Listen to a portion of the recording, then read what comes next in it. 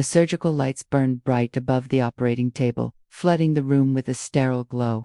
Jennifer Aniston adjusted her gloves and leaned closer to the open chest of Charles Jordan, the chairman of Jordan Corporation.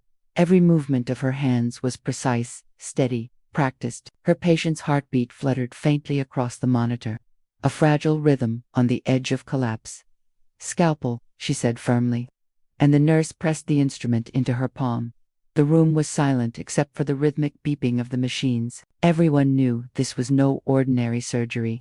The man lying unconscious before her was one of the most powerful figures in the country, and his survival meant not only saving a life but preserving the stability of a global empire.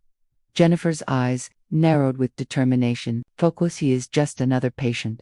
Block out everything else," and then the heavy doors burst open. Gasps rippled through the surgical team as two figures stormed inside, their voices cutting through the tense silence like knives. "What the hell is this?"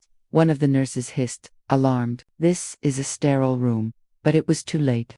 Richard Miller, Jennifer's husband, strode in, fury twisting his handsome face.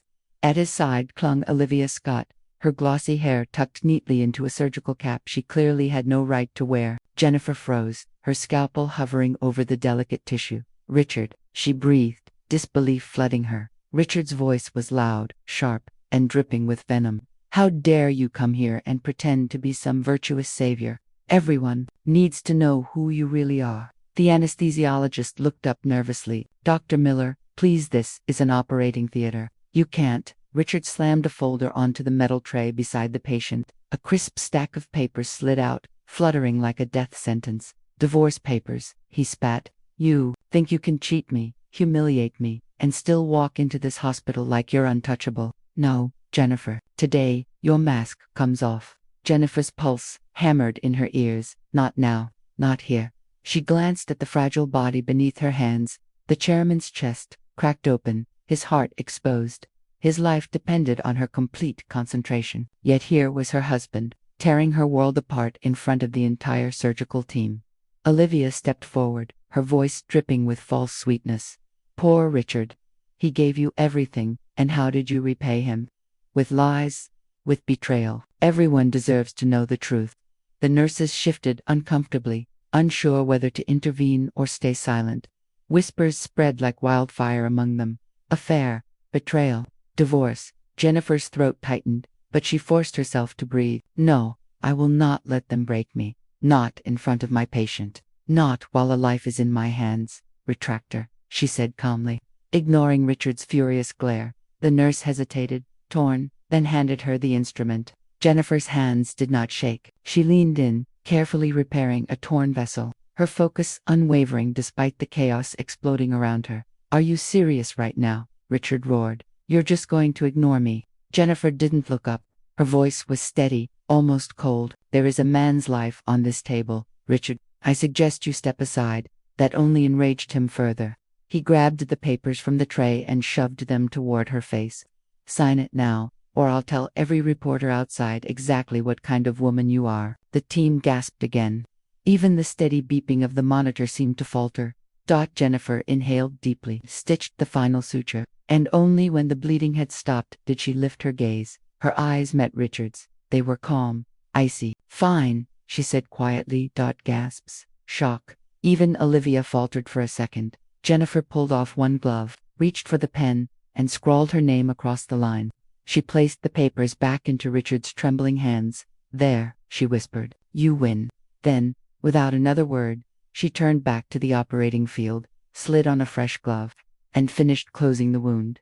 The room was silent except for the steady beep of the heart monitor. Charles Jordan's heart, strong and alive once more. Jennifer's own heart, however, felt like it had shattered into pieces. When the surgery ended, she removed her mask slowly. The team stared at her, torn between admiration for her skill and shock at the humiliation she had just endured. Richard smirked triumphantly. Olivia leaned closer to him, her eyes glittering with malice. Jennifer met their gaze one last time.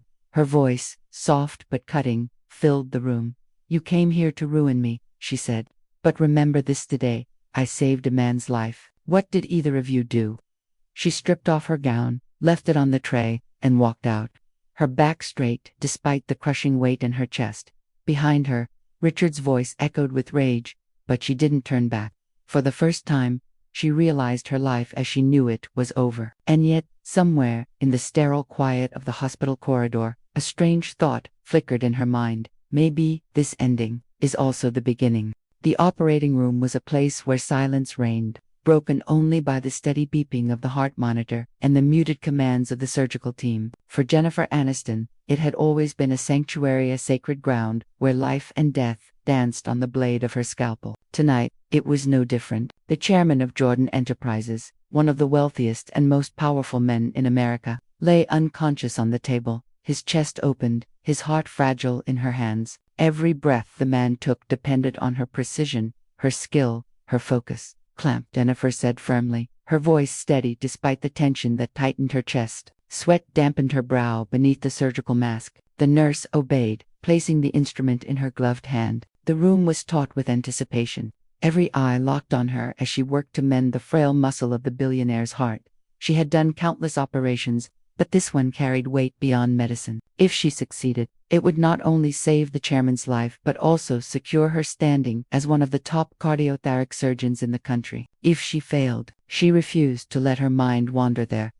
The monitor gave a steady rhythm, proof that the patient still held on. Her fingers moved with confidence born of years of relentless training and sacrifices no one but her mother had truly understood. This was her life's purpose, her redemption for the broken childhood and the struggles that had nearly consumed her. And then, like a dagger tearing through the sterile calm, the doors burst open. The sound of heavy footsteps and an angry voice shattered the sacred air. Heads turned, nurses froze, even the anesthesiologist faltered for a split second. Jennifer's heart stopped, but her hands did not. She could not afford to move an inch off course. "Jennifer," the voice thundered, filled with venom. Mark Jordan, her husband, stormed into the operating room, his face twisted with rage, and clinging to his arm, her surgical assistant, Olivia Reed, the woman Jennifer had trusted, mentored, confided in. The betrayal burned her lungs before the words even formed. "This ends now," Mark spat, his eyes blazing as he tossed a folder onto the stainless steel table. The papers scattered, sliding across the sterile field like shards of glass. "Sign the divorce papers. Right here. Right now." A horrified gasp rippled through the surgical team. Nurses exchanged looks. Surgeons shifted uncomfortably. It was unthinkably an intrusion into the most sacred of medical sanctuaries. But Mark didn't care. He wanted to see her humiliated,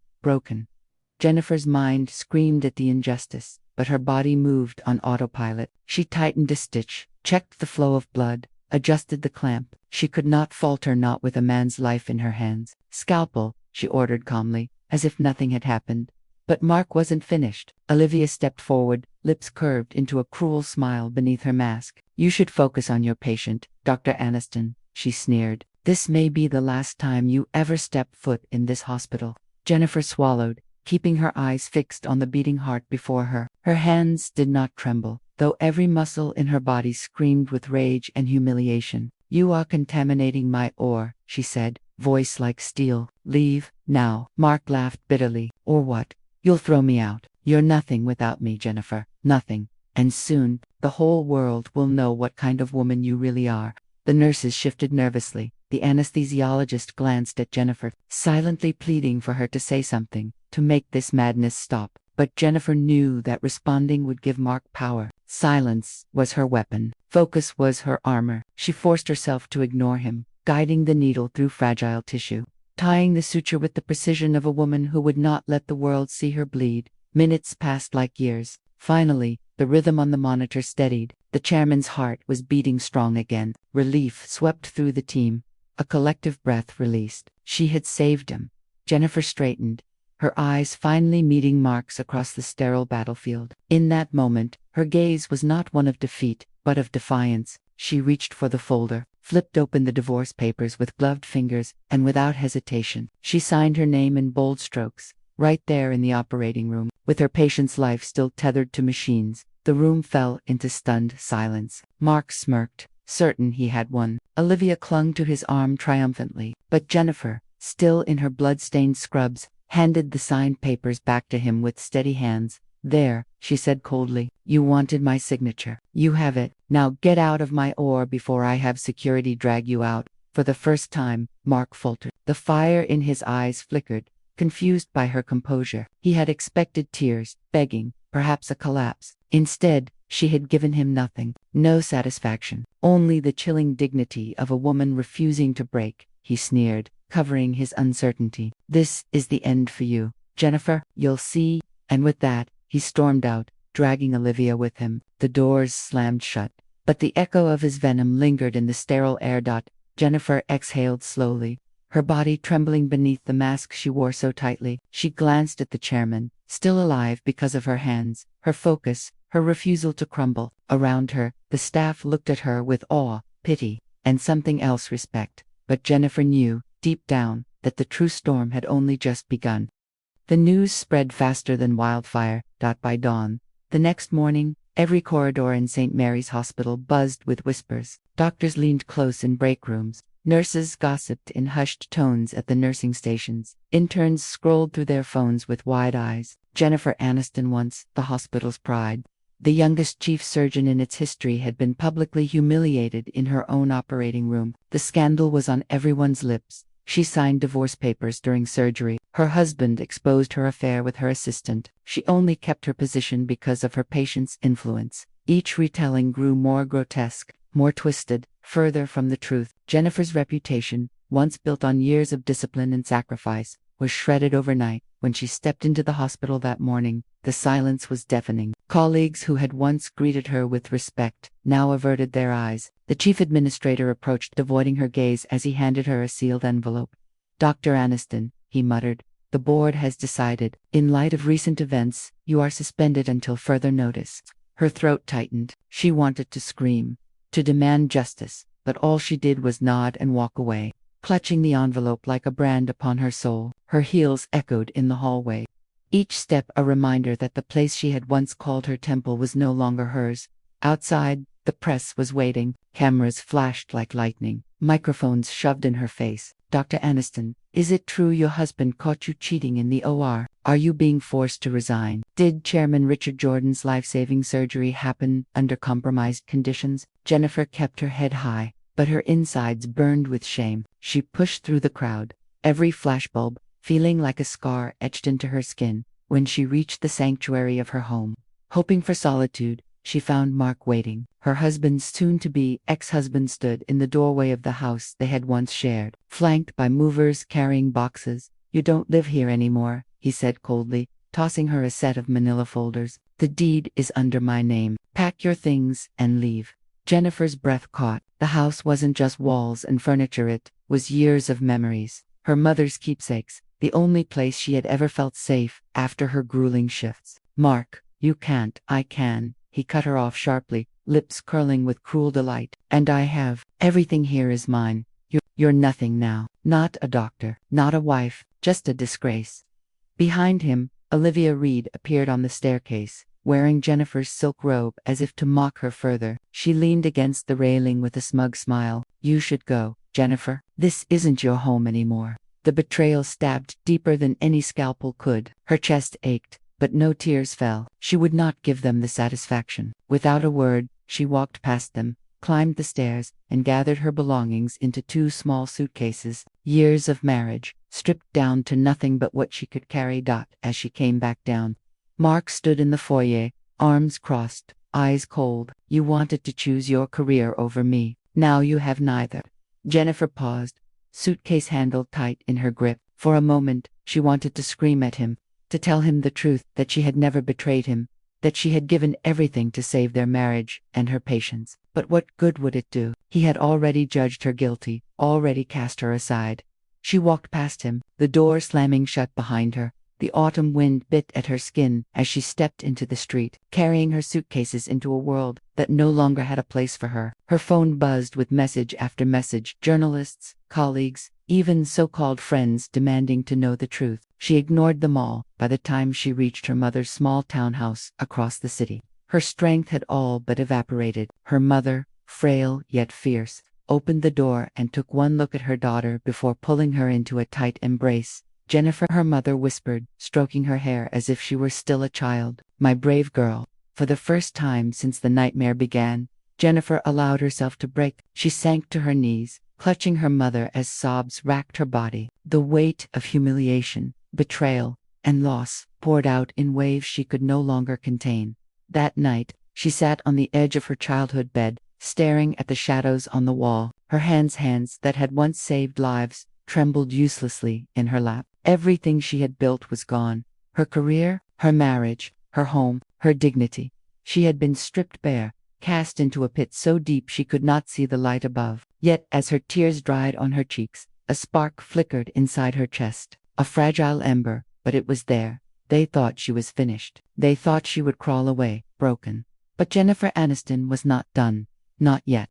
Jennifer sat in her mother's kitchen, her fingers curled around a chipped porcelain mug of coffee that had long gone cold. She hadn't slept in days. Every time she closed her eyes, the whispers returned: the scandal, the flashing cameras, the sound of Mark's voice cutting her down in front of the world. Her mother tried to fill the silence with gentle words, with prayers whispered under her breath, but Jennifer barely heard them. She was drowning in the wreckage of her life, clinging only to the thought that somehow she would find a way back. But the truth was brutal. She had no job, no reputation, no home, and the medical board would soon begin their formal review of her conduct. By then, the smear campaign Mark and Olivia had set in motion would be unstoppable. The knock on the door startled her. It was sharp, deliberate, too confident to belong to a neighbor. Her mother moved to answer, but Jennifer rose quickly, instinct urging her to face whoever dared disturb her shattered world. Standing on the porch was a man she recognized instantly, though she had never spoken to him before. Broad-shouldered, impeccably dressed, with a presence that seemed to bend the air around him. Michael Jordan, the only son of Richard Jordan, heir to the multi-billion-dollar empire of Jordan Enterprises. "Dr. Aniston," he said, his voice deep and measured, as though he were speaking in a courtroom rather than a quiet neighborhood. "I'd like to have a word." Jennifer blinked, her breath catching. Why would the son of her patient, the man whose heart she had just saved, be here? "I'm not seeing anyone," she said flatly, exhaustion dulling her words. "If this is about the hospital or the press, you should talk to my lawyer." "This isn't about the press," Michael said. His dark eyes studied her face with unnerving precision. "This is about you and my family."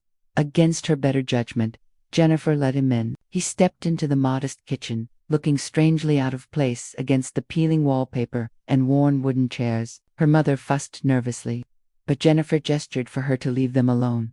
When they were seated across from one another, Michael wasted no time. "I know what happened in that operating room," he said, "and I know you've been wronged." Jennifer let out a bitter laugh. "Do you? Because the whole country thinks I'm a fraud, that I risked your father's life because of some petty scandal." "My father is alive because of you," Michael replied sharply. "I've reviewed the reports. I've spoken to people who were in the OR that night. You were flawless. Dr. Aniston, the only disgrace was your husband's stunt." Something in his tone cut through her despair. For the first time in weeks, she felt seen. But suspicion quickly returned. "Why are you here, Mr. Jordan? Surely not out of pity."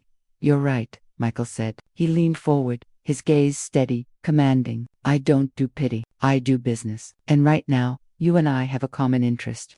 Jennifer's brows furrowed. "What could you possibly want from me?" Michael's lips curved into the faintest hint of a smile, though there was nothing soft about it. "A wife." The word hit her like a slap. She blinked, certain she'd misheard. "Excuse me, my grandmother," Michael continued, unfazed, "is not well. Her greatest wish before she passes is to see me married, settled. She believes it's the only way to secure the legacy of this family. I need someone strong, intelligent, and willing to play the role convincingly." Jennifer stared at him, stunned. "So you want me to, what? Pretend to be your wife?" "Not pretend," he corrected. "Legally, a marriage contract, 1 year. In return, I will use every resource at my disposal to restore your reputation, your career, your dignity. The hospital, the board, the press, Jordan Enterprises can make them kneel. And when our agreement ends, you will be free, with your life rebuilt." Jennifer's heart pounded. The offer was outrageous, unreal, and yet terrifyingly tempting. "You're asking me to chain myself to another man right after being humiliated by one," she said quietly. "I'm not your husband," Michael replied, his voice low and certain. "I don't want your submission. I want your alliance. This is not about love. It's about power. You protect my family's honor, and I protect yours. We both win." Jennifer's fingers tightened around her mug. She wanted to refuse. She wanted to throw him out, to tell him she would rebuild her life on her own terms. But the truth whispered cruelly in her ear. She couldn't. Not now. Not without help. She thought of her mother, of the patients she could no longer save, of the legacy she dreamed of leaving, in honor of the woman who had sacrificed everything for her. "What's in it for me, besides your protection?" she asked at last. Michael's gaze softened, just slightly. "You'll have the power to make your own conditions. If there's something you want, something beyond clearing your name, say it." Jennifer's throat tightened. Slowly, she met his eyes. "I want a medical foundation, a charity for children with heart conditions who can't afford surgery. It will bear my mother's name." For the first time, Michael's expression shifted, as though she had surprised him. Then he nodded. "Done." The silence stretched between them, heavy with unspoken consequences. Jennifer's world had been destroyed in a single night. And now, this man, this stranger, was offering her a path to rise again. But at the cost of binding herself to him. Her pulse quickened, fear and defiance battling within her. But beneath it all, a flicker of resolve began to burn. "All right," she said finally, her voice firm. "1 year, a marriage contract, but after that, we go our separate ways." Michael leaned back, a faint smile ghosting his lips. 1 year, that's all I need. And just like that, the deal with destiny was struck. Jennifer Aniston, the woman who had lost everything, had just agreed to become the wife of Michael Jordan, the heir to one of the most powerful dynasties in America. The ink on the contract was barely dry when reality struck. Jennifer McKell had arranged for the legal paperwork to be processed with ruthless efficiency. By morning, they were married on paper, at least. It was a strange, almost surreal experience, walking out of the courthouse with a stranger by her side, the world completely unaware of the storm about to be unleashed. But word of her supposed fall from grace had already reached every corner of the city. The gossip press hounded her wherever she went, and as if on cue, fate delivered another cruel blow. It was outside the hospital, where she had returned to collect the last of her belongings from her locker. Mark was waiting. Olivia clung to his arm like a trophy, her eyes glittering with malice. Reporters swarmed them, cameras flashing as if they had staged the encounter. Well, look who it is." Mark sneered loudly, ensuring every microphone caught his words. "The disgraced doctor who traded her scalpel for a scandal. Tell me, Jennifer, how does it feel to be replaced? To lose everything?" Olivia giggled cruelly, leaning into Mark's chest. Maybe she should have spent less time pretending to be a hero and more time being a wife. But then again, not everyone is built for both. The crowd jeered, hungry for her humiliation. Jennifer felt the sting of tears threaten, but she forced her chin higher. She would not give them the satisfaction of seeing her crumble. Before she could speak, a sleek black limousine pulled up to the curb. The rear door opened, and Michael Jordan stepped out. His presence shifted the atmosphere instantly. Conversations stilled, cameras redirected, whispers turned into gasps. "Michael Jordan," someone shouted, "the heir to Jordan Enterprises." Mark froze, his smug smile faltering. Michael crossed the sidewalk with the composure of a man who owned the very ground he walked on. Without hesitation, he placed his arm around Jennifer's shoulders and drew her close. His voice was calm, deliberate, yet laced with steel.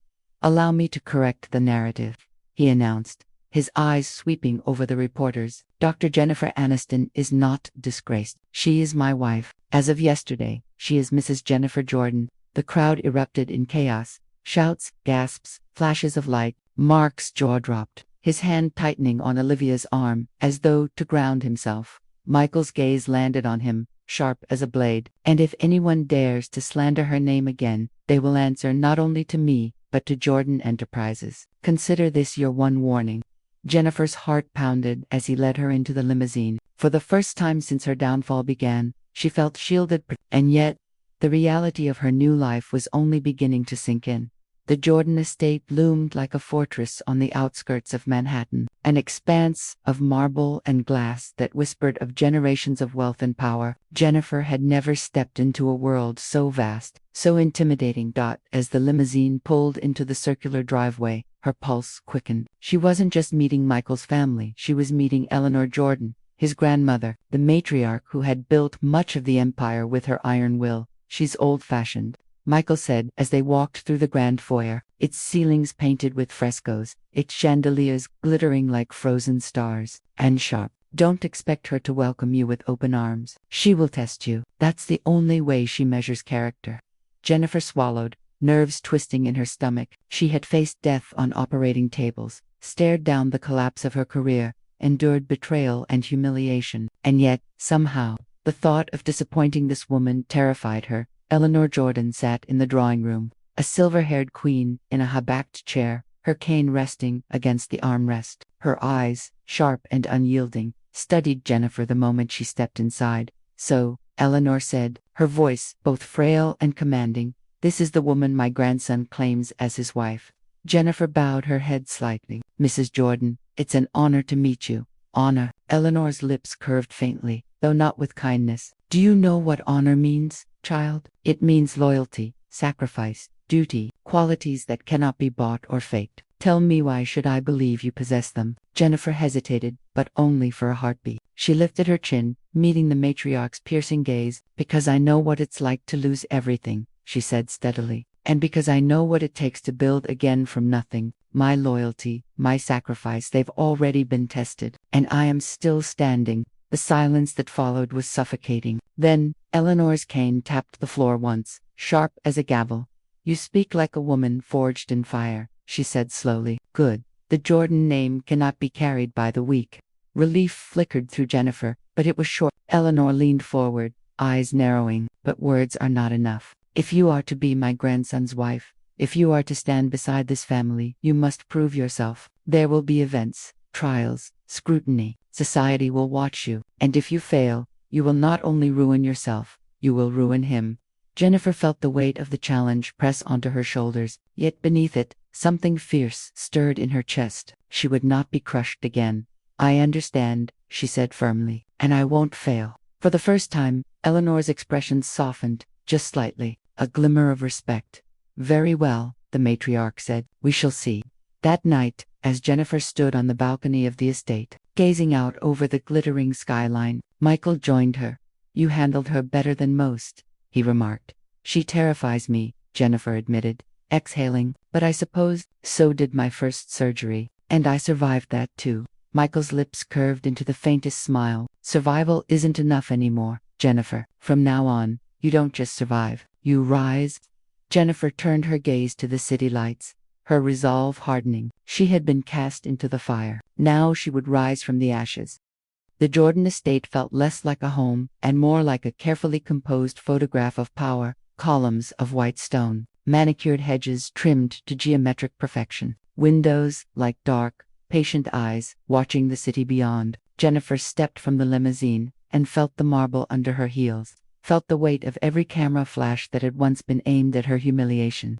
Now redirected in curiosity toward her rebirth, she inhaled slowly, as if oxygen itself might steady a faltering heart. Inside, the house unfolded in rooms of soft light and impossibly high ceilings. A staff of quiet professionals moved like a choreography she'd never been taught. A butler with a ledger, a house manager who spoke in efficient, gentle sentences, a head of security whose nod implied everything was under control. The foyer smelled faintly of citrus and old wood. For a doctor who had spent years in fluorescent-lit operating rooms, the scent was almost disorienting.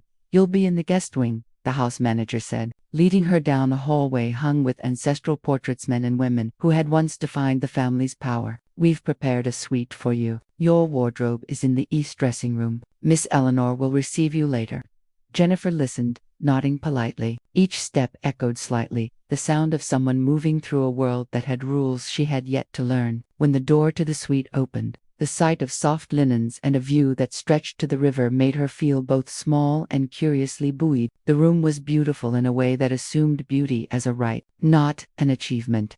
She placed her single carry-on on the bed and stood for a long moment, looking at the reflection of herself in the wide mirror, dark circles under her eyes, hair still threaded with hospital smells, the familiar tightness to her jaw. Then, for the first time in days, she allowed herself a small private smile. This was the first page of something she could write, not something someone else had scribed in humiliation. By afternoon, the east dressing room was a bustle of activity. A stylist with an accent from somewhere on the ocean pointed to a rack of gowns, as if presenting weaponry. A makeup artist hovered, swatches laid out like a palette she expected Jennifer to master at once. Hairdressers argued gently about volume versus sleek, while an etiquette coach, whatever that meant, made notes on a clipboard with the severity of a surgeon. "You're Miss Aniston," the stylist said, smiling. "Tonight we want a look that says strength, but also approachability. People must want to listen to you." Jennifer almost laughed. In medical conferences she had always let her work speak. Now the dress was a language she had to learn overnight. She ran her fingers across the fabric of a midnight blue gown,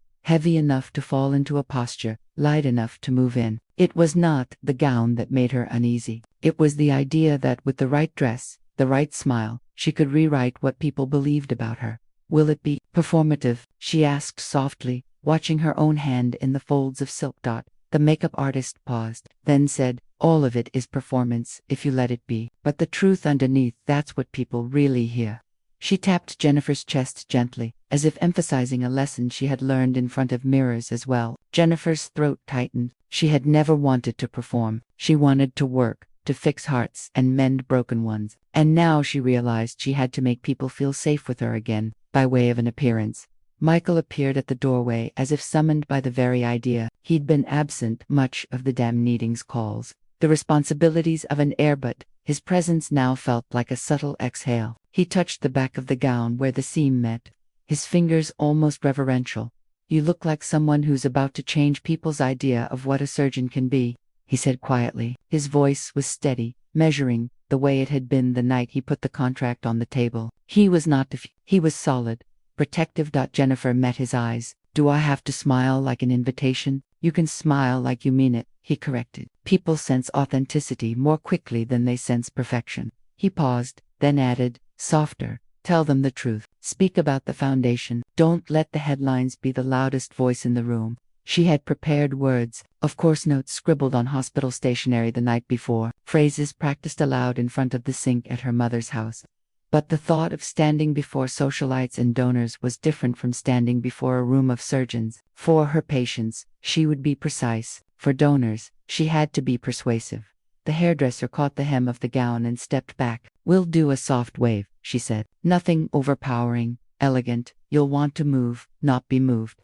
Jennifer sat and let them work. The warm hands of professionals, not unlike an operating team, adjusted angles and light. They shaped a face that had been bare just hours before, and, in the mirror, a stranger smiled back, a woman with a steady gaze, a small, defiant curve of mouth, not manufactured but practiced. It felt strange, like learning to hold a scalpel with the other hand. But if playing this part would let her set up a foundation that could make surgeries available to children from neighborhoods that could not pay, then the rehearsal was a duty of its own. Her phone vibrated once, an edited document from Michael's legal team titled Foundation Charter, and then a message from Eleanor. "We will be watching. Be worth the risk." The line between threat and expectation was thin. Both prickled her skin. That evening crept closer. The house hummed with staff adjusting lights, arranging centerpieces, rehearsing timing. Jennifer read her speech once more, voice low and rough but steady. She thought of the mother who had raised her on thrift store quilts and soup-stained hands. She thought of the small faces of children she had seen in clinic wards whose families had no means. That memory tightened something inside her. The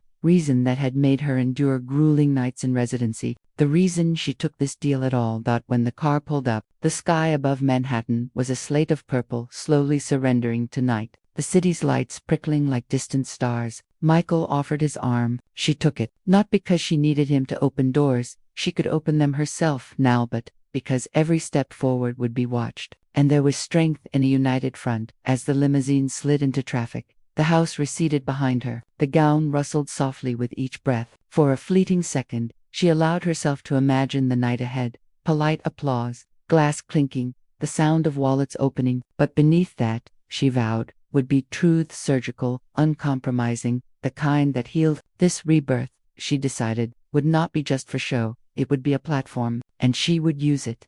She smoothed her palms against the silk and rehearsed her opening line one more time. Not for optics, but for conviction. "Good evening. Tonight, we begin saving lives together." The ballroom of the St. Regis gleamed as if wealth itself had crystallized into chandelier. Golden light spilled down over gowns like waterfalls of silk, tuxedos cut to perfection, diamonds catching flashes from 100 camera lenses. The Jordan Foundation Gala was not merely a charity event, It was the theater of the elite, where reputations were polished or destroyed under the eyes of the city's most powerful voices. When Michael Jordan entered, murmurs rippled like a sudden breeze across still water. He was used to it. The air of the Jordan Empire always commanded attention. But tonight, the room did not hold its breath for him. It gasped for the woman at his side, Jennifer Aniston. She walked in with her arm linked to his, her midnight blue gown flowing as if the fabric itself bowed to her steps. Her hair framed her face in soft waves, her makeup understated yet impossibly radiant. She didn't smile broadly. She didn't need to. The curve of her lips was measured, serene, and impossibly confident. She looked like a woman who had lost everything, burned in the fire of betrayal and risen as something untouchable. 100 whispers wove through the crowd. Isn't that the surgeon who was suspended? She's with Michael Jordan. Impossible. She's stunning. Flashbulbs exploded. Journalists craned their necks. Already composing headlines, from scandal to society queen. The Jordan heir's mysterious bride. Jennifer's pulse throbbed beneath her skin, but outwardly she was composed, her chin lifted as if she had always belonged to this marble and gold kingdom. She caught sight of the long table where Richard Miller and Olivia Scott sat among medical peers and donors. Richard's jaw tightened, his glass halfway to his lips. Olivia's painted smile faltered for a fraction of a second, the muscles around her eyes betraying disbelief. Jennifer held their gaze, not in triumph, but in something quieter. Sharper vindication without words. For years she had bowed under their contempt. Tonight, they were the ones shrinking under her presence. Michael leaned closer, his voice low enough for only her to hear. "You're turning heads," he said, exactly as intended. "I'm not here to dazzle," Jennifer murmured, eyes fixed on Richard. "I'm here to reclaim my name." The evening progressed in a swirl of champagne and string quartets, of laughter that was too polished to be genuine. When Jennifer took her place on stage beside Michael, the spotlight softened over them. Michael's hand rested at the small of her back. "Protective ladies and gentlemen," Michael began, his voice carrying with the calm authority of someone who had never needed to raise it. "Tonight we gather not only to celebrate the Jordan legacy, but to honor a woman whose brilliance, integrity, and courage redefined what legacy means." A murmur swept the crowd. Eyes turned to Jennifer. Richard's fingers dug white into his napkin. Olivia's smile cracked visibly now. Michael continued, "Dr. Jennifer Aniston has dedicated her life to saving others. Her vision to create a foundation, ensuring children receive life-saving cardiac surgery regardless of circumstances, is not charity. It is justice. And it is the future of medicine." Jennifer inhaled deeply, then stepped forward. For a heartbeat the ballroom was silent, waiting for her voice, the same voice that had once been silenced under scandal. "Good evening," she began, steady though her chest trembled. "I once believed that skill alone was enough, that if you worked hard, if you gave everything you had, the world would protect your reputation. I was wrong." Her eyes swept the audience, lingering for the briefest moment on Richard and Olivia. "But standing here tonight, I know that dignity can be reclaimed, not through wealth, not through headlines, but through purpose." Her words carried not as rehearsed lines but as lived truth, and something in the crowd shifted. The donors leaned in, their applause beginning before she had even finished. When the ovation rose, Jennifer felt tears threaten, but she kept her spine straight, her gaze unflinching. She caught Richard's eyes one last time, his face pale, his lips pressed in regret he would never admit aloud. Olivia looked away first, her nails tapping furiously against her clutch. The night was hers. As the applause swelled, Michael took her hand and raised it slightly, sealing the image in 100 photographs. The cameras flashed like fireworks, and for the first time since her world had collapsed, Jennifer felt not only seen but believed. She was no longer the fallen surgeon. She was the woman who had risen. The city never slept, but scandals always woke first. It was only 3 days after the gala, the night when Jennifer Aniston had walked into the St. Regis like a phoenix reborn. Newspapers had called her elegant, defiant, a surprise jewel at Michael Jordan's side. For one fragile moment, she had begun to believe the world might finally let her breathe again. That illusion shattered at dawn. Jennifer sat in the sunlit study of the Jordan estate, a room lined with leather-bound books and windows that opened to the manicured gardens. She was reviewing draft proposals for the foundation charity partnerships, preliminary budgets, potential hospital collaborations. The scent of coffee lingered in the air, soothing and familiar. For the first time in weeks, she felt almost at peace. Then her phone vibrated, once, twice, then continuously. a tremor of alarms. She frowned, reaching for it. The screen was a flood of notifications, news, alerts, emails, texts from colleagues. Her stomach twisted. She opened the first headline. Surgeon's dark past resurfaces. The death of a patient and questions left unanswered. She scrolled down, her breath caught in her chest. The article recounted a case from 3 years earlier, a night carved into her memory like a scar. A patient, young, vibrant, scheduled for routine heart surgery. A sudden, catastrophic reaction to anesthesia. The chart had recorded it as an anaphylactic shock, rare, unpredictable, fatal. Despite her team's desperate efforts, she had led that surgery. She had fought until her hands were numb, until the monitors screamed flatlines, and now, words twisted it into negligence. Sources close to the hospital alleged Dr. Aniston failed to follow standard protocols.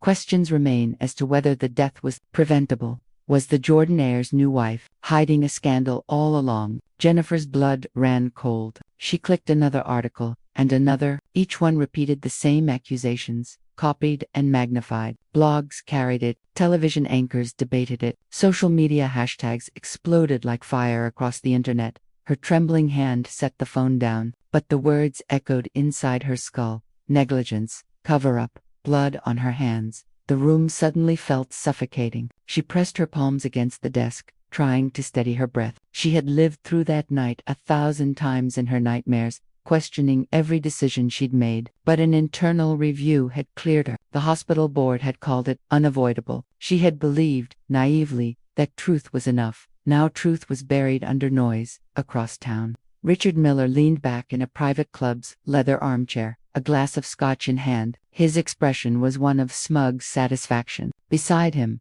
Olivia Scott scrolled through her phone, her eyes alight with cruel delight. The timing is perfect, Richard said, savoring the words. The gala made her look untouchable. What better way to bring her down than to remind everyone she's nothing more than a disgraced surgeon with a corpse in her file? Olivia smirked, her voice dripping with venom. And the beauty of it is we don't even have to lie. We just rearrange the truth. People will believe the worst. They always do. She tapped her nails against the table. By tomorrow, donors will hesitate. By next week, she'll be poisoned to the foundation. Michael Jordan won't risk his empire for a woman who can't escape her past. Richard lifted his glass in mock salute. Here's to her second fall. This time, there won't be anyone to catch her. Back at the estate, Jennifer sat frozen in front of her laptop. A dozen emails from colleagues blinked at her. Half apologies. Some asked if it was true. Others hinted she should step down from the foundation before it collapsed under scandal. She closed the screen, unable to read more. Her reflection stared back from the darkened monitor, pale, hollow-eyed, hair loose around her shoulders. She remembered the hospital corridor 3 years ago, how she had walked out after the board meeting with her head down, carrying the unbearable weight of loss. She remembered Richard's cold silence that night, Olivia's watchful smirk from across the hall. Now they had resurrected that ghost to haunt her again. Jennifer rose from the chair and began pacing the study. Her thoughts spiraled. What if the foundation fails? What if donors pull out? What if Michael's family decides I'm too great a risk? She pressed her hands against her temples, willing herself to think clearly. But panic throbbed through her veins. She drafted a statement in her mind, something simple, something that accepted blame, or at least appeared contrite. Perhaps, if she shouldered the guilt quietly, the storm would pass. She would not drag Michael, or Eleanor, or the Jordan legacy into this mess. Better that she fall alone than bring them down with her. Her fingers hovered over the keyboard, words blurred by tears. I regret deeply the loss of life under my care. No surgeon is without scars. I accept responsibility for the pain caused. But even as she wrote, her chest ached with the injustice of it. She had not failed that patient. She had fought harder than anyone else in that room. She had held the mother's hand and wept with her. She had carried that grief every day since. And yet, the world didn't want truth. It wanted blood. A knock came at the door. She startled, hastily closing the laptop. A housemaid entered, bowing slightly. Miss Aniston, there are reporters gathering outside the gates. Security is handling it, but she hesitated. It's growing by the hour. Jennifer forced a nod. Thank you. That'll be all. When the door closed, she collapsed back into the chair. Her chest felt tight, her breaths shallow. This was it, the beginning of the end. The gala had been her rebirth. But tonight, as headlines screamed her name like a curse, Jennifer felt the weight of the past pulling her under again. Alone, cornered, she whispered to herself in the silence of the study, I can't drag anyone else into this. I'll fight it quietly. Or, not at all. The storm had returned, and she, stripped of defenses, wasn't sure she could endure the lightning twice. The night pressed down on the Jordan estate like a heavy cloak. Reporters swarmed at the gates, their cameras flashing even in the dim light, their voices shouting questions into the air. Dr. Aniston, do you deny the allegations? Are you stepping down from the foundation? Mr. Jordan, will this scandal affect your empire? Inside, Jennifer sat, curled on the edge of a velvet chaise in her room, the curtains drawn tight. She had silenced her phone, but the echoes of the headlines still screamed in her ears. Every word replayed like a blade cutting deeper. Negligence, scandal, cover dash up dot. She had drafted a resignation letter. It sat folded neatly on the desk, waiting. Her plan was simple: take the fall, protect the foundation, protect Michael. He had already given her more than she deserved. She could not let her shadow stain his legacy. The door opened without a knock. Michael stepped in, his expression unreadable in the half-light. His black suit was still crisp from the office, but his tie was loosened, his eyes sharp with a storm barely leashed. He carried her laptop in one hand, her resignation letter in the other. Jennifer's heart lurched. Michael, he held up the letter, his jaw tightening. You are going to send this without telling me? She looked away, her voice barely above a whisper. It's the only way. If I resign from the foundation now, the fire will burn out faster. The donors will stay. Your family, your empire won't be dragged down because of me. Michael set the letter on the desk with deliberate calm, then crossed the room in 2 strides. He crouched in front of her, forcing her to meet his eyes. There was no distance in them, no calculation, only a raw, fierce intensity. Jennifer, do you think for a second that I care what headlines scream? Do you think I built all of this? He gestured toward the sprawling estate, the world outside, just to watch it dictate who I can or cannot stand beside. Her throat tightened. She wanted to believe him, but fear coiled inside her. Michael, they're saying I killed someone, that I failed in the one place I was sworn to protect. Even if it's not true, perception becomes truth. You could lose everything if you stand with me. He reached up, cupping her face in his hands, his thumb brushing away a tear she hadn't realized had fallen. His voice dropped, steady and low, carrying the weight of unshakable resolve. Listen to me. You fought for that patient. You did everything a surgeon could do. I've read the reports. I know the truth. And I also know Richard and Olivia's fingerprints are all over this smear. This isn't about medicine. It's about destroying you and, through you, us. Jennifer shook her head. But if I step aside, they'll stop. They'll move on. Michael's eyes darkened, steel beneath fire. No, if you step aside, they win. They'll smell blood and keep coming. Today, it's your career. Tomorrow, it's our foundation, our family. And I'll be damned before I let them take you from me again. His words hit her like a thunderclap. She blinked, stunned, as he straightened, his presence filling the room. His voice rose, strong and unyielding. From now on, this is not your battle. It's ours, you and me, together. And we fight until the last stone is turned, the last lie exposed, the last enemy crushed. Do you understand? Her lips trembled. Michael, he extended his hand, palm open, waiting. His gaze never wavered, a vow etched into his very stance. Slowly, with hesitation giving way to fragile hope, Jennifer placed her hand in his. His fingers closed firmly around hers, anchoring her. Good, he said softly, almost to himself, because I won't let you go through this storm alone. Not ever again.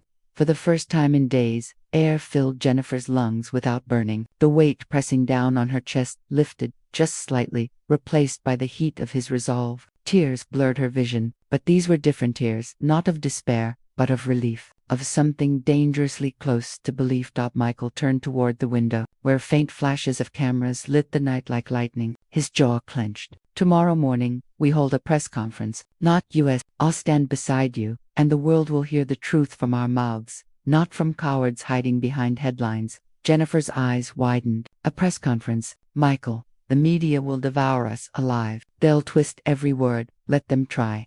His voice cut through her doubt. Calm but lethal. They've underestimated me. They've underestimated you. That ends now. He crossed the room, picked up her resignation letter, and without hesitation tore it cleanly in half. Then again, until it was nothing but scraps, scattered like ashes across the carpet. Jennifer stared at the fragments, her breath caught. It was symbolic, maybe reckless, but it was final. Michael returned to her side, his hand brushing against hers again. Jennifer, storms will always come, but you're not alone anymore. Whatever comes next, lawsuits, lies, battles, we face it together. You hear me? Her voice broke, but strength flickered inside it. I hear you. He leaned forward, pressing his forehead gently against hers. For a long moment, the chaos outside faded, and there was only their breathing, steady, entwined. When he finally pulled back, a faint smile touched his lips, grim, determined. Get some rest. Tomorrow, we start a war, and trust me, no storm can outlast us. Jennifer watched him leave the room, her chest still trembling with the aftershocks of his vow. For the first time since the headlines had shattered her world, she felt a fragile but unyielding spark reignite inside her. The storm raged louder beyond the estate walls, but within her heart, she whispered to herself, not alone, not anymore. And in that truth, she found her first weapon.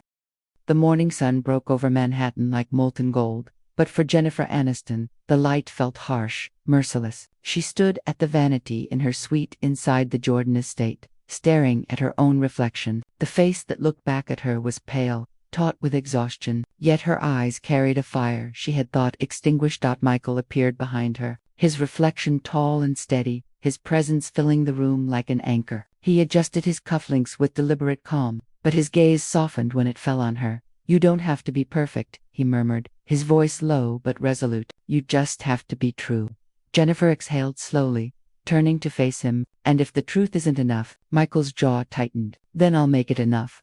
Minutes later, the convoy of black cars swept them through the city streets, flanked by tinted SUVs that moved like silent shadows. Crowds had already gathered outside the press hall downtown, pressed against barricades. Placards waved, some condemning her as a murderer in white coats, others showing support.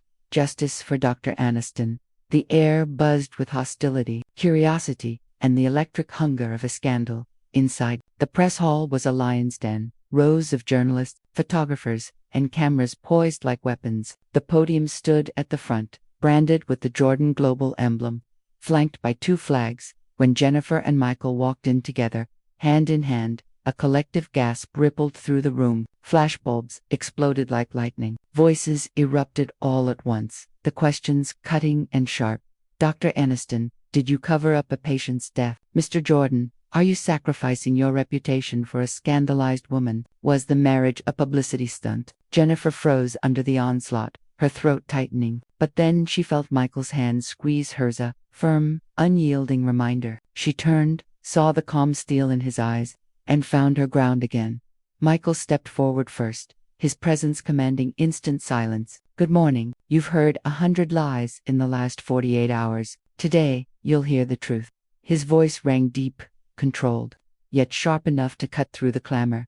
He glanced at Jennifer, then back to the sea of cameras. Dr. Jennifer Aniston is not guilty of malpractice. She is not guilty of negligence. What she is guilty of is saving lives under impossible circumstances. The incident being dredged up from 3 years ago, a tragic death during surgery, was not her fault. It was an allergic reaction no doctor could have predicted. And every piece of medical evidence supports this. But certain parties, desperate to tarnish her, have manipulated the story. We will expose those parties in due time.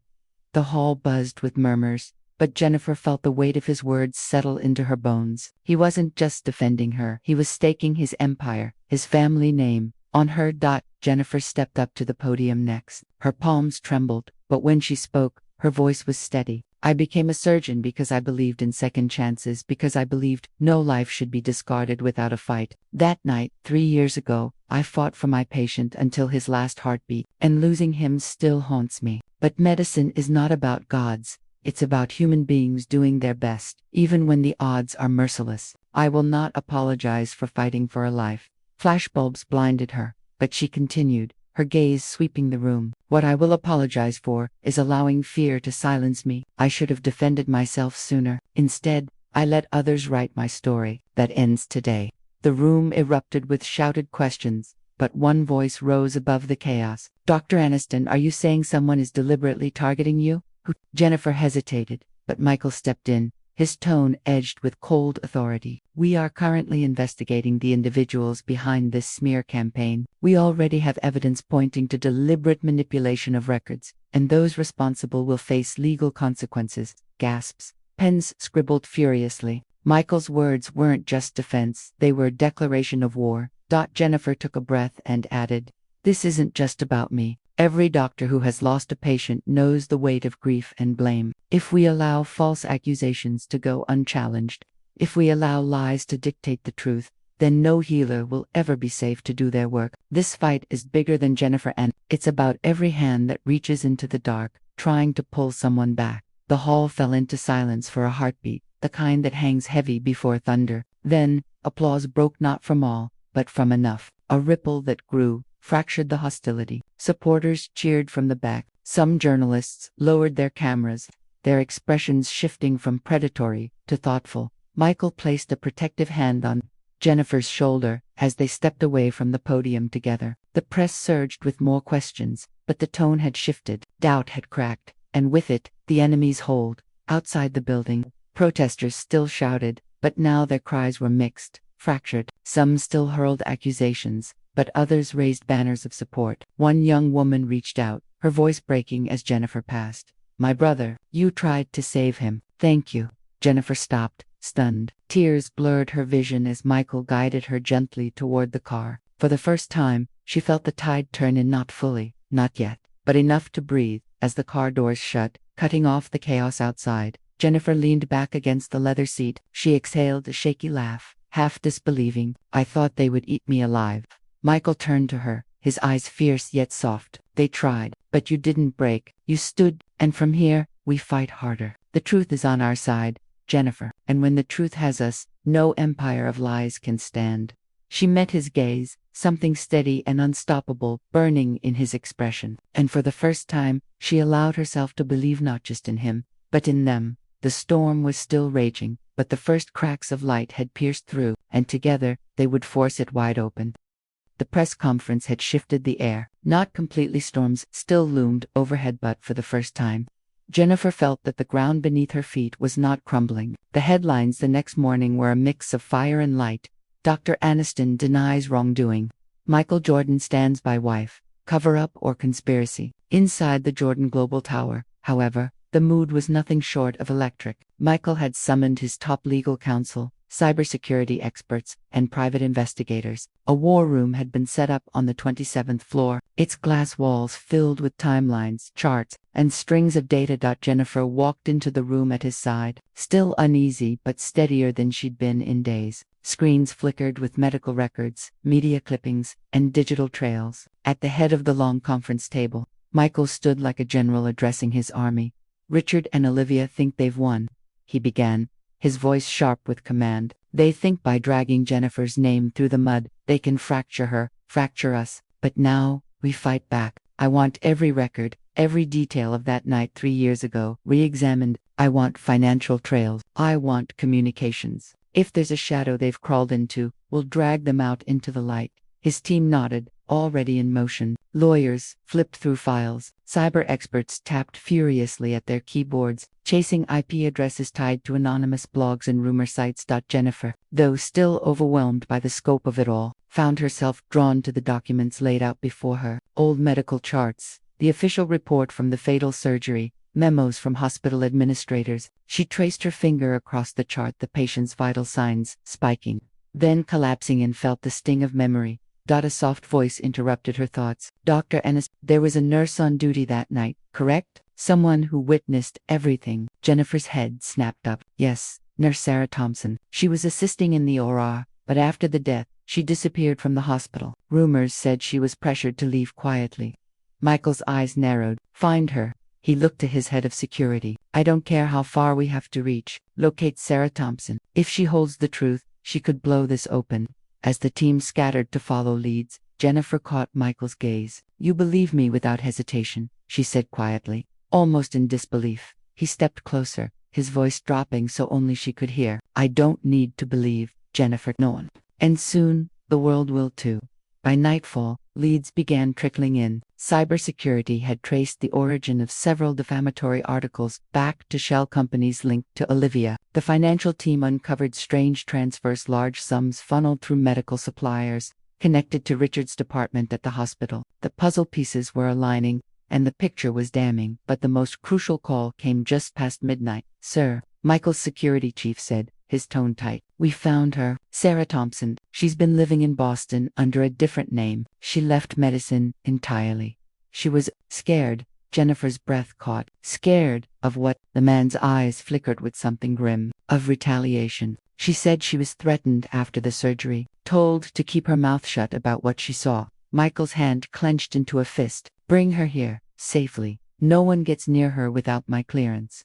Jennifer touched his arm, her voice trembling. "Michael, if she confirms what I think she will." He met her gaze, fire burning in his eyes. "Then Richard and Olivia won't just lose their war, they'll lose everything."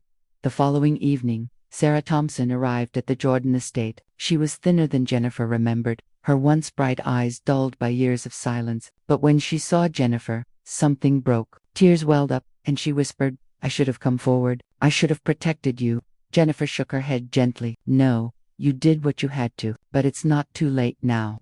In the study, with Michael and the legal team present, Sarah finally spoke. Her hands shook as she recounted that night in the OR, the patient's sudden reaction, the crash cart being wheeled in, Jennifer's desperate fight to revive him, and then most crucially she described the anaphylactic shock, triggered by a mislabeled vial of medication. "It wasn't negligence," Sarah said firmly, her voice growing steadier as she spoke. "It was sabotage. That vial had been switched. I noticed the packaging was odd, but when I tried to report it after the death, the hospital administration shut me down. And then Richard cornered me. He said if I valued my career and my life, I'd stay quiet."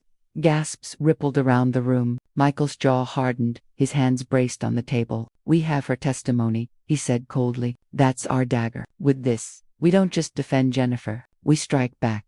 Jennifer's chest heaved, the truth crashing into her like a tidal wave. For years, she had carried the guilt of that night, believing she could have done more. Now, at last, the weight shifted. The darkness wasn't hers to bear. Michael turned to his lawyers. "Prepare a legal motion to reopen the case. We'll release Sarah's testimony strategically alongside the financial evidence tying Olivia to the smear campaign. By the time we're done, the world won't just know Jennifer's innocence. They'll know Richard and Olivia for what they are, liars and predators." The room buzzed with determination, the battle plan taking form. But amid the strategy and fury, Jennifer felt something else, something she hadn't allowed herself in so long. Hope. Michael caught her gaze, his voice softening for just her. "This is only the beginning. They thought they could bury you under lies. Instead, we'll bury them under the truth." She nodded, tears slipping free. But this time, they weren't born of despair. They were tears of release, of strength, of a future no longer stolen. And as the night deepened around the estate, Jennifer realized the counterattack had begun.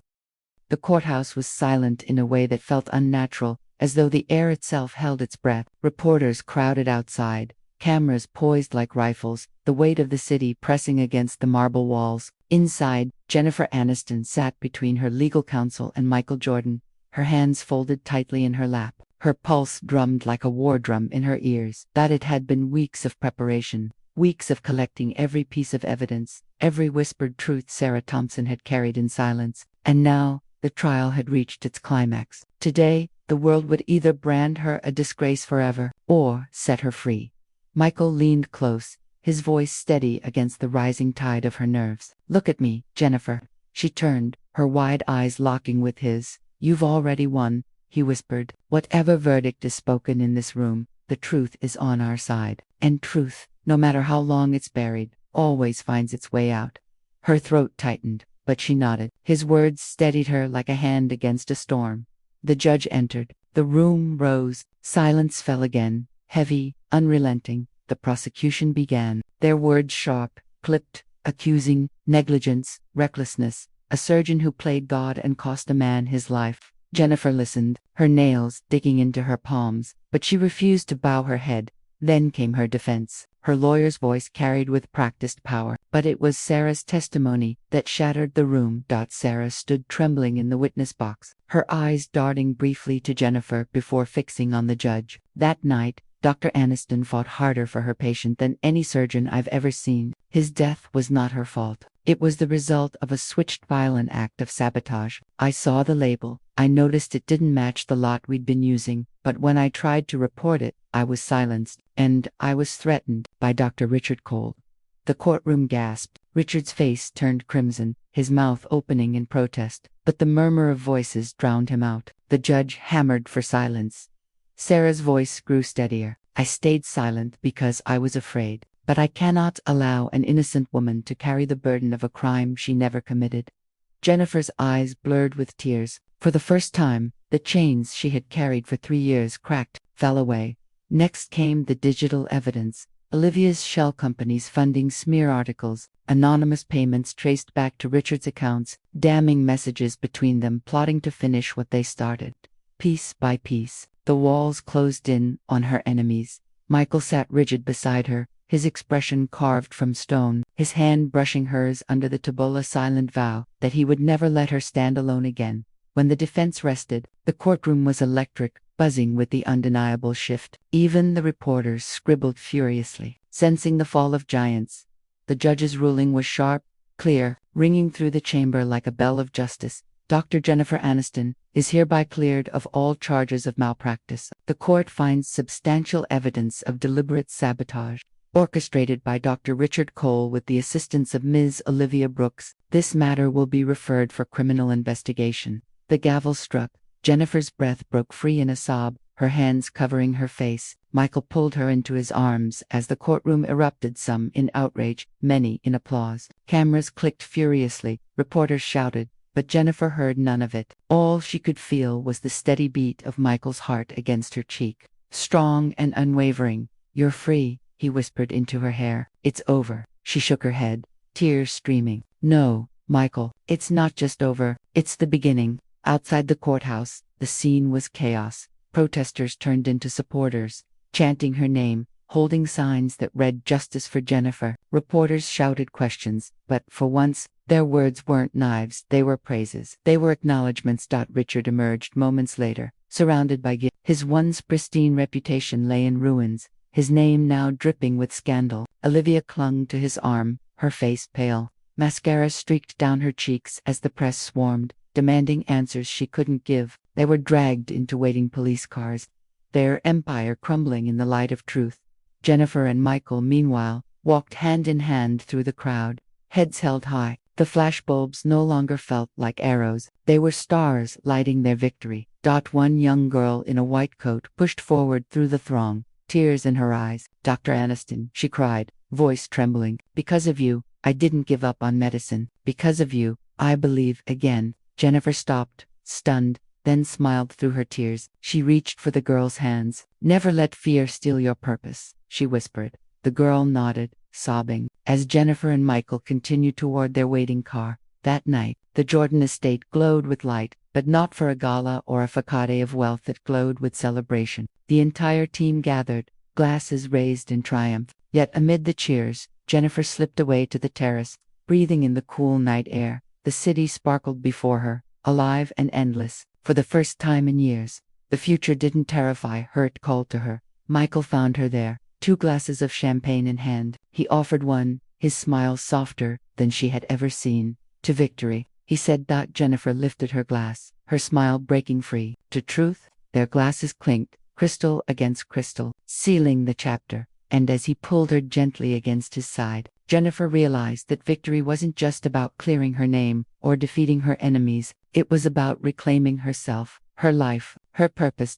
And in Michael's arms, she found the strength to believe that everything she thought she had lost, respect, home, love, was finally, irrevocably, hers again. The night was softer than any Jennifer could remember in years. The storm had passed, the verdict had been given, and the shadows of betrayal no longer loomed over her. But as she stood in the golden glow of the Jordan estate, she realized the most important battle still remained, not in court, but in her heart. Michael found her again in the library, where the quiet hush of leather-bound books wrapped the room in calm. She sat curled on the velvet sofa, her champagne glass untouched, eyes distant as though she were looking beyond the walls. "You disappeared on me," he said gently, stepping inside. His voice carried that blend of command and tenderness that always undid her defenses. Jennifer looked up, her smile faint. I needed a moment to breathe. He nodded, settling into the chair across from her, studying her with quiet intensity. And now, she hesitated. The flickering firelight danced across his features, illuminating the man who had once seemed untouchable, a billionaire CEO carved from marble. But now, she saw the cracks. The man who had risked everything to stand by her, who had turned a contract into a vow. Michael, her voice was barely above a whisper. When we signed that marriage contract, I told myself I'd never let it mean more than ink on paper. I couldn't. I was too broken, too afraid. His jaw tightened, but his eyes softened. And now, he repeated the same question, but gentler. She swallowed, her chest rising with a breath that felt like it carried years of silence. Now I realize it already means everything. You were supposed to be my shield, my temporary ally, but you became my anchor. You became home. For the first time in weeks, Michael's composure cracked. He leaned forward, elbows braced on his knees, his voice roughened. Do you have any idea how long I've been waiting to hear that? Jennifer blinked, stunned. You what? He gave a low, humorless laugh. At first, yes, it was business, a contract, but every time I watched you fight back, every time I saw you carry the weight of the world on your shoulders and still refused to break, Jennifer, I fell hard. And I've been terrified every day since that you would walk away when this was over. Her heart thudded painfully. Michael, no, he cut in, his voice fierce now, raw. Let me finish. You saved me too, Jennifer. You reminded me that life isn't just about deals and empires. It's about purpose. It's about love. And if you walk away, I'll let you, because you deserve to choose freely. But I need you to know there is no contract anymore. Only my heart. And it belongs to you. Silence fell, broken only by the soft crackle of the fire. Jennifer's eyes filled with tears she didn't try to hide. Slowly, she rose from the sofa, crossing the distance between them. When she stood before him, her voice trembled, but her words were steady. Then let me choose, Michael. Not because of desperation, not because of contracts, but because I love you. Because for the first time in so long, I'm not afraid to say I'd love you. The dam broke. Michael surged to his feet, pulling her into his arms with a force that stole her breath. His lips crashed against hers, not with the careful restraint of the past, but with all the passion, the fear, the longing that had been caged for months. Jennifer clung to him, her fingers buried in his hair, her tears mingling with their kiss. And when they finally pulled apart, gasping, Michael pressed his forehead against hers, whispering, God, Jennifer, you have no idea how long I've waited to hear those words. She smiled through her tears, her voice breaking with joy. Then let's stop waiting. The weeks that followed were no longer filled with trials or headlines. They were filled with laughter, with late-night talks on the terrace, with quiet mornings where Jennifer woke to find Michael watching her as though she were the only thing that mattered. Their marriage contract expired quietly, almost forgotten, replaced by rings chosen not by lawyers but by love. And when Michael asked her to marry him for real, it wasn't with a grand gala or press release, but on a quiet evening in the garden, fireflies glowing around them, his voice trembling as he knelt before her. Jennifer Aniston, he said, his heart in his eyes, you walked into my life as an obligation. You became my reason for everything. Will you marry me not as my shield, not as my ally, but as the love of my life? Jennifer's tears fell freely as she whispered the only word that mattered. Yes, the wedding was not the spectacle the media craved, though the press spun endless rumors about it. Instead, it was intimate, family, a few trusted friends, Sarah at Jennifer's side as maid of honor, and Michael's closest allies watching with quiet pride. As she walked down the aisle, the garden bathed in golden light, Jennifer felt the weight of every scar, every battle, every betrayal. But she also felt something stronger, the certainty that she had survived. And in surviving, she had found love worth every wound.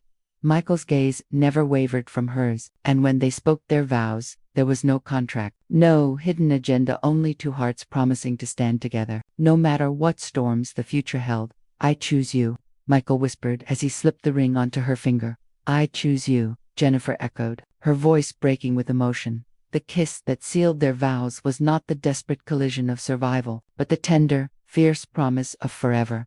Later that night, when the celebrations had faded and the estate was quiet again, Jennifer stood at the window of their bedroom, watching the city lights shimmer in the distance. Michael came up behind her, wrapping his arms around her waist, resting his chin on her shoulder. "What are you thinking?" he murmured. She leaned back against him, her smile soft. "That the storms are finally behind us, that I never thought I'd feel this free." He kissed her temple. "No, Jennifer, the storms aren't behind us. Storms will always come, but from now on, we'll face them together." She turned in his arms, her heart swelling. "Together," she whispered, as the night embraced them. Jennifer knew with unshakable certainty this was not just the end of her story. It was the beginning of the life she had fought so hard to reclaim, a life filled with truth, with healing, and above all, with love.